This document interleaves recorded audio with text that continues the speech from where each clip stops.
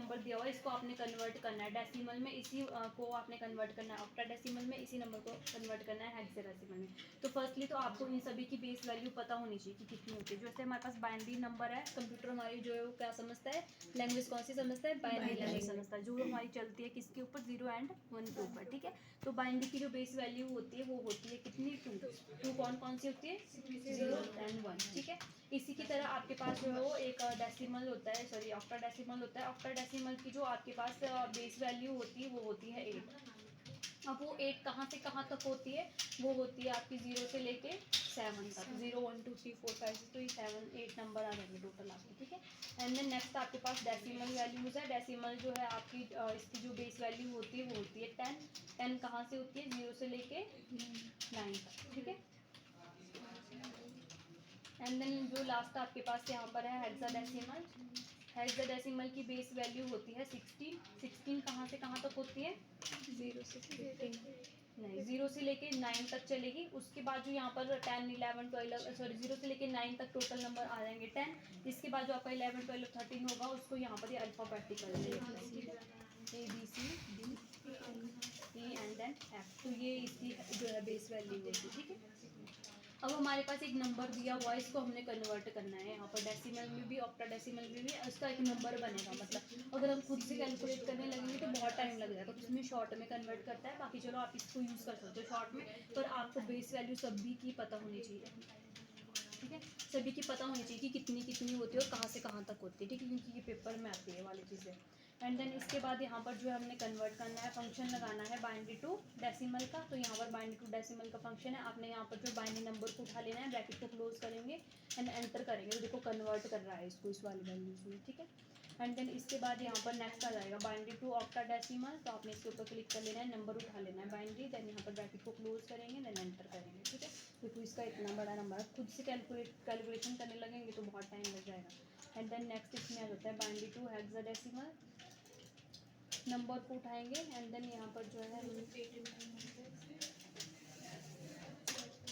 अब देखो यहाँ पर हमने हेक्साडेसिमल लिया, हमारे पास नंबर बहुत बड़ा है जिसके अकॉर्डिंग हमारे पास वैल्यूज भी बहुत बड़ी बड़ी आ रही है, तो इसमें कंफ्यूज हो ना कितनी ही बड़ी वैल्यू है। अब हमने हमारे पास जो हेक्साडेसिमल हमने निकाला, तो हेक्साडेसिमल में हमारे पास नंबर विद क्या है, अल्फाबेटिकल है, तो रिजल्ट भी हमारे पास नंबर विद अल्फाबेटिकल। कई बार हमारे रिजल्ट अल्फाबेटिकल में ही आएगा, देन कई बार रिजल्ट नंबर में ही आएगा, देन कई बार मिक्स वैल्यू आती है। तो जितना हमने बड़ा या कुछ उसके अकॉर्डिंग नंबर लिया उसके अकॉर्डिंग हमें रिजल्ट मिलेगा यहाँ पर, ठीक है। आगे समझ में। नेक्स्ट जो फंक्शन है वो है आपके पास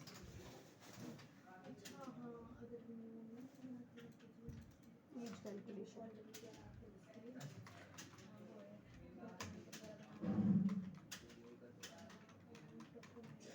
अब हम एज कैलकुलेशन, जैसे हमने एग्जांपल के लिए कोई एक डेट ऑफ बर्थ ले लिए किसी की भी, जैसे 1989 वाला कोई पर्सन है जिसकी डेट ऑफ बर्थ 1989 है, हमने फाइंड करना है कि जो 89 वाला पर्सन है वो आज दिन तक कितने ईयर, कितने मंथ एंड कितने डेज का हो चुका है, ठीक है।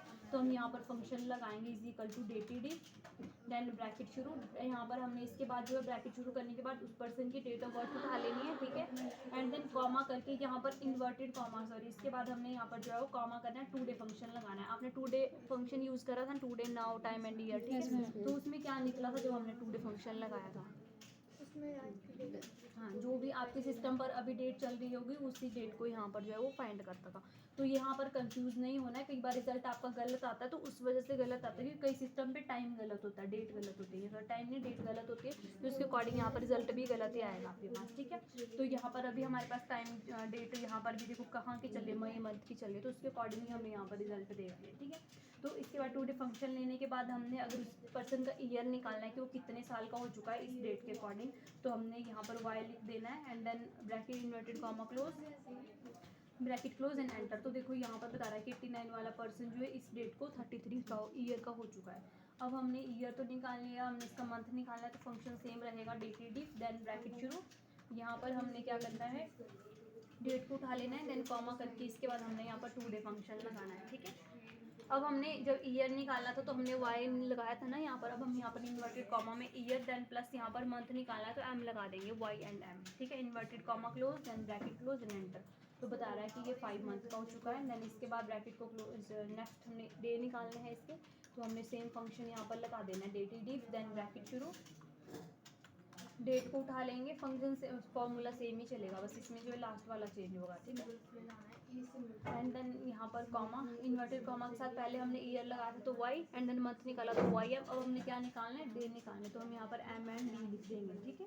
Inverted comma close and bracket close. तो यहाँ पर पता लग रहा है ना इस डेट को, ये पर्सन जो 33 ईयर 5 मंथ एंड 20 डेज का हो चुका है, ठीक है। अब कई बार क्या होता है आपके पास कि आपके जैसे आप कोई फॉर्म भरते हो, उसमें डेट दी होती है कि इतनी डेट तक आपका जो है वो इतने साल के कंप्लीट होने चाहिए, है ना। तो अगर आपने वो फाइंड करना है, जैसे आपने 2024 में पेपर भरने होंगे, तो आप देखना चाहते हो कि आप कितने साल के हो जाओगे उस टाइम को, तो हमने इसी वाले पर्सन की डेट ऑफ बर्थ ले सकते हैं। आप अपनी डेट ऑफ बर्थ डालोगे एंड देन, ठीक है, उसको भी चेक कर सकते हो आप यहाँ पर। तो मैं चाहती हूँ कि यहाँ पर देखना है हमें कि जो 89 वाला जो डेट ऑफ बर्थ वाला पर्सन है वो कितने साल का हो जाएगा नेक्स्ट ईयर में, ठीक है, एंड देन कितने मंथ का हो जाएगा। तो हम एक डेट यहाँ पर ले लेते हैं, जैसे मैंने यहाँ पर 05/5 तारीख तक यहाँ पर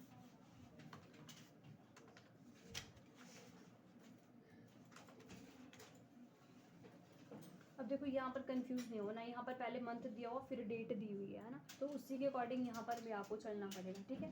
मंथ दिया हुआ फिर डेट दी हुई, देन यहाँ पर आपने ईयर ले लेना, जैसे 2024 में ले लेंगे।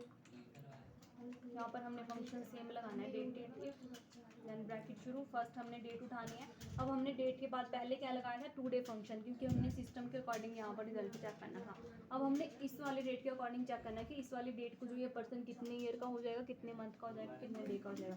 तो हमने पहले जो उसकी डेट ऑफ बर्थ है वो ले लेंगे, देन इसके बाद यहाँ पर जो कॉमा करके आपने सेकंड डेट जो यहाँ पर ली हुई है उसको ले लेंगे, देन कॉमा करके इन्वर्टेड कॉमा के साथ ईयर निकालना है तो वाई लिख देंगे, ब्रैकेट क्लोज एंड एंटर करेंगे, ठीक है।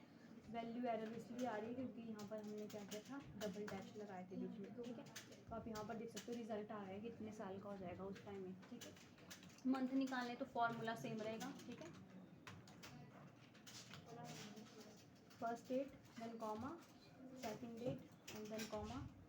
अब हमने मंथ निकालना है तो वाई एंड एम लिखेंगे, ब्रैकेट क्लोज एंड एंटर, ठीक है। बाकी निकाल लोगे ना अब डे, पता लग जाएगा। चलो निकालो अपने अपनी डेट।